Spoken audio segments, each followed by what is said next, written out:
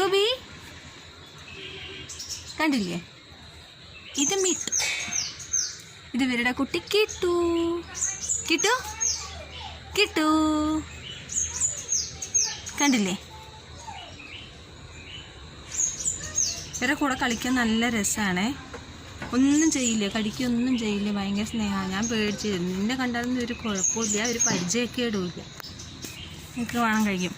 കിട്ടു കിട്ടു കിട്ടു കിട്ടു കണ്ടില്ലേ?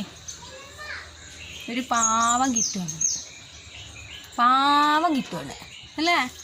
അതേപോലെ റൂബി റൂബി റൂബി കണ്ടില്ലേ?